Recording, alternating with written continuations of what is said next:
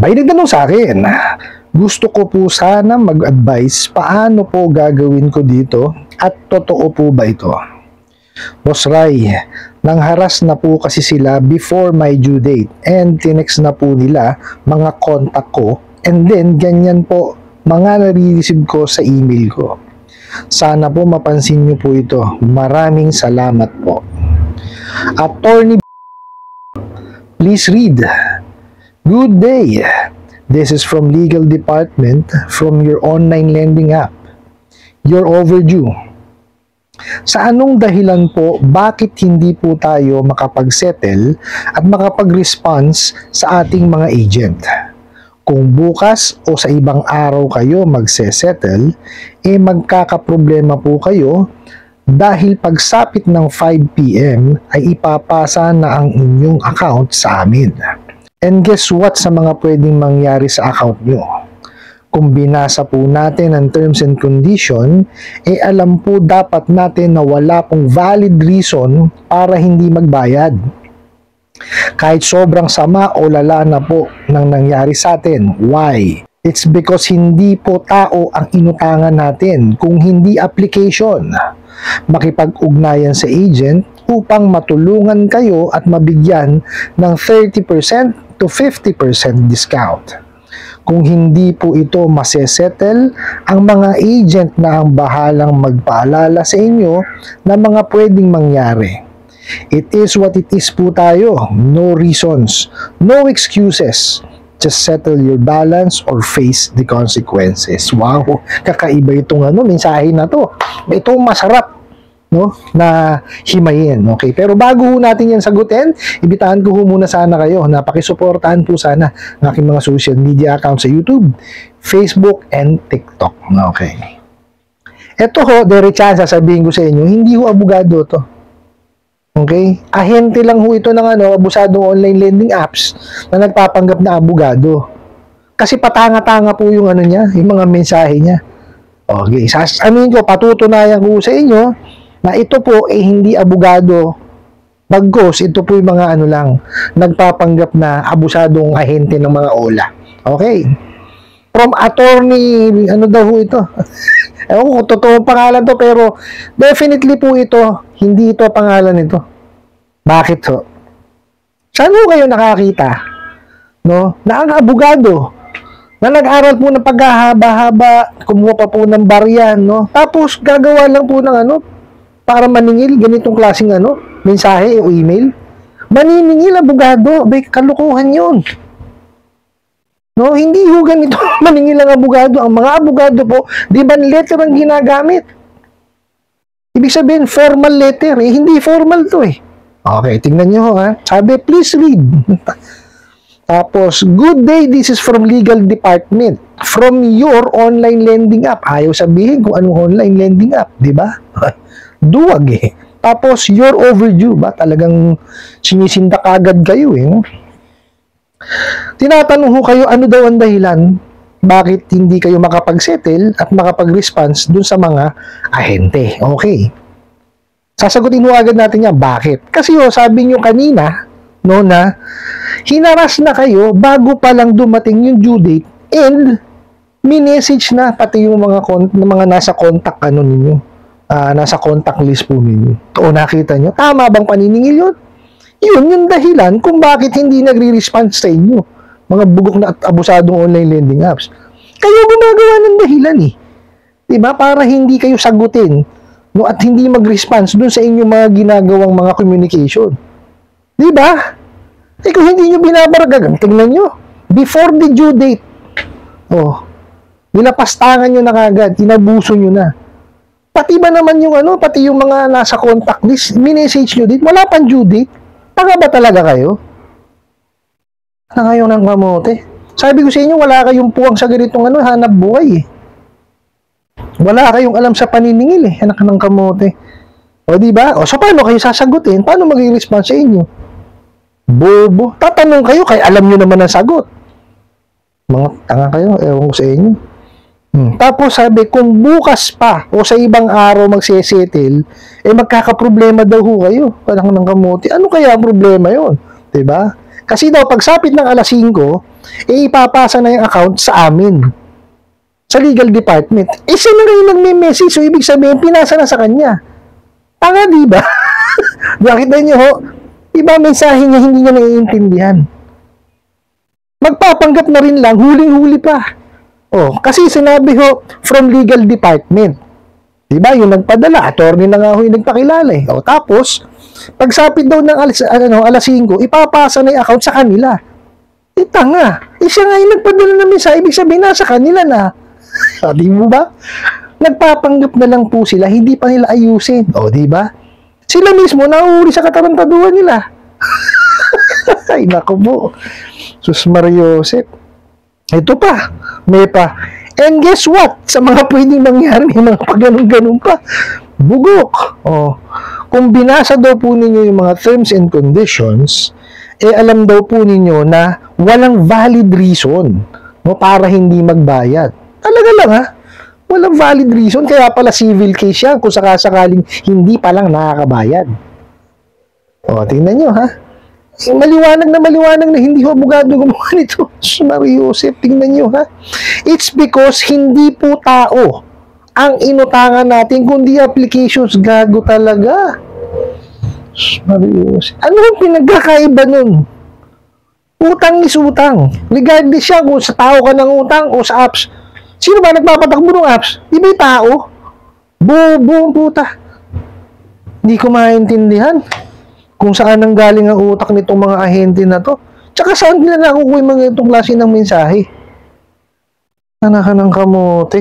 Hindi lang sa tao ng utang, kaya walang dahilan para hindi nyo mabayaran. Kahit nga daw kahit nga daw yun, may sinabi siya rito kahit ano daw condition. Ibig sabihin, kahit na anong mangyari sa inyo, walang dahilan para hindi kayo magbayad. Ganun. Ibig sabihin, kung dumating yung panahon, nagkaroon talaga ng problema. Let's say, for example, may masamang nangyari.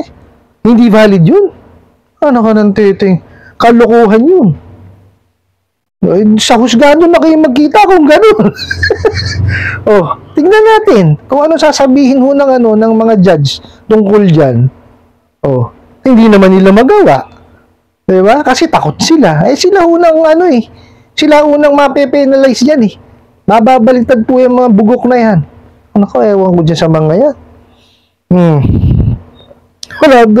Huwag mo kayo maniniwala na walang kumbaga yung walang mabigat na. Kasi, tingnan nyo ho kaya nga kayo nang hihiram dyan sa mga bugok at abusadong online lending apps na yan. Kasi, nagipit kayo at wala kayo ibang mahiraman. Dahil unang-una po, most probably yan, hindi ho maganda ang inyong credit standing, hindi kayo makapanghiram sa mga lending, financing at bangko. Kaya ngayon, ang bagsak nyo dito sa mga abusadong online lending apps na yan. Okay? Pinagtsatsagaan nyo na nga sila. Meron pang mga ganyang klase ng mensahe. Manong sila'y umayo sa paniningil? Dadami pa kliyente nila. Diba? Akala nila walang katapusan yan ba? Hindi po pwede yung ganun. Meron hong laging dahilan. Kaya nga ho yan may negosasyon di ba? Actually, yung mga maniningil po, hindi na maniningil ngayon ang dapat natawag sa kanila Okay? Negotiator na ho sila ngayon, nagni-negotiate. Okay? Kasi pagka yan hindi nakabayad, definitely, alamin mo muna ano yung dahilan. Ngayon, tsaka nyo gagawa ng paraan. Ano ba yung win-win solution on both sides para mabayaran yung nahiram? Hindi yung ganyan. Ng kamote. Hindi ko maintindihan talaga kung saan kumukuha ng mensahe ng mga to.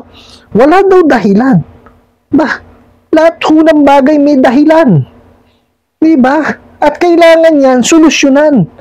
Yun ang importante, solusyonan, hindi yung dagdagan ng ganitong klaseng problema. Sa tingin mo ba, pagka nagpadala ka ng ganitong mga klase ng mensahe, masusolusyonan yan? Hindi. Madadagdagan lang ang isipin ng tao. Magkakaroon lang ng anxiety at saka depression yan. At saka emotional stress. Di ba? Sa tingin nyo, masusolusyonan? Hindi. Makakapag-focus ba sa trabaho yan pag ginanon nyo? Hindi. Di ba? Manong tulungan nyo. Alamin nyo muna kasi kung ano yung nangyari. Hindi yung ganyan kagad. Sa inyo nang sisimula yung problema Gago kayo Ewan ko din sa yun. Tapos biglang babala nito, makipag-ugnayan daw po sa mga ahente upang mabigyan kayo ng discount, 30 to 50% daw ang discount. Kung hindi, kung hindi daw masisettle, yung mga agent na lang ang bahalang magpaalala kung anong pwede mangyari. Akala ko ba mapupunta na sa sa legal? Diba, sila mismo ang gumawa nito, ha? Ang gulo-gulo. Tingnan nyo, ang nagpadala, legal department. Pagka raw hindi nakabayad after 5, mapupunta na rin sa kanila. Ngayon, nandito sa na to, kung hindi daw masisettle, yung agent naman na magpapaalala, saan ba talaga lulugar? Di po ba? Kaya gulo-gulo. Tapos ito pa, nakakainit ng ulo eh. Hindi ko alam kung saan nakuha to eh. It is what it is po tayo. Ano it is what it is po tayo? Sige nga, ano ibig sabihin yun nun? Ano yan, sasakyan? As is where is? Bobo. Siraulo to mga to. No reasons. Bugo. No excuses. Siraulo.